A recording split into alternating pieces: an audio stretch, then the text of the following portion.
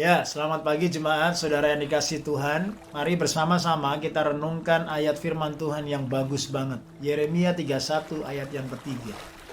Aku mengasihi engkau dengan kasih yang kekal. Sebab itu aku melanjutkan kasih setiaku kepadamu. Ini ayat yang menjadi pegangan saya ketika saya masih mahasiswa. Ya, Tuhan mengasihi saya dengan kasih yang kekal. Dan Tuhan melanjutkan kasih setianya kepada hidup saya. Saudara, apa yang kita bisa renungkan dari hal ini?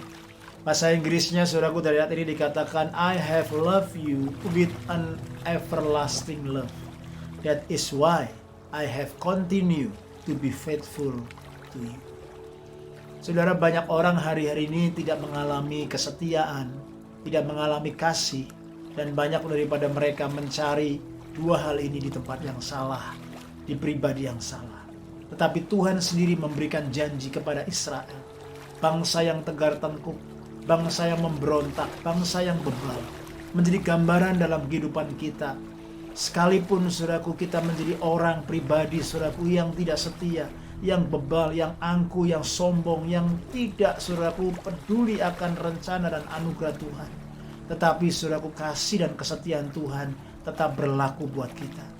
Ketika kita mengalami kasih dan kesetiaan Tuhan, justru itulah yang membuat hati kita semakin menyadari siapa diri kita, semakin menyadari siapa Tuhan yang kita sembah. Dan itu yang membuat kita kembali mau bertobat, kembali kepada hadirat-Nya dan jalan-jalan-Nya. Saudara, itu sebabnya untuk kita saudaraku mengasihi Tuhan, untuk kita saudaraku mengenal kasih Tuhan, itu harus kita kerjakan. Karena kasih-Nya berjanji dan berkata, kasih-Nya itu adalah kasih yang kekal. Untuk kita saudaraku kembali mengasihi Tuhan, itu adalah keputusan yang harus saya dan saudara ambil. Karena kita sudah mengalami kasih yang kekal. Apakah kasih kita kepada Tuhan adalah kasih yang kekal? Kalau kita belajar mengasihi Tuhan dengan kasih yang kita terima, everlasting love, unconditional love, maka kasih kita juga kepada Tuhan bukan tempo-tempo, bukan sewaktu-waktu, tapi kasih yang kekal dan konsisten. Saudara, Dia mengasihi kita, Dia memperhatikan kita, dan Dia, saudaraku, berkata bahwa kasih setianya diteruskannya kepada kita. Dia mengasihi kita dengan kasih yang kekal, dan kasih setianya tidak pernah meninggalkan kita.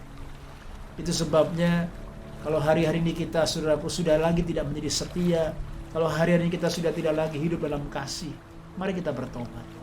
Karena Tuhan mengasihi kita dengan kasih yang kekal. Karena Tuhan, saudaraku, dengan panjang kasih setianya meneruskan kasih setianya kepada engkau. Ini membuat saya, saudaraku, merenungkan. Kalau saya tidak mau setia, kalau saya, saudaraku, mudah, saudaraku, jatuh, mudah bersungut-sungut, mudah kecewa, saya kembali diingatkan bahwa Tuhan menerima saya apa adanya. Tuhan mengasihi saya apa adanya. Tuhan mengangkat saya, dan Tuhan mau supaya saya berjalan menjadi pribadi yang setia, yang mengalami kasih kesetiaan Tuhan, dan akhirnya saya bisa mengasihi Tuhan kembali dengan kasih yang kekal. Bagaimanakah dengan hati kita? Bagaimanakah dengan kondisi hatimu? Apakah kita masih hidup dalam kasih setia dan mengalami kasih Allah yang kekal itu? Stay strong and stay blessed.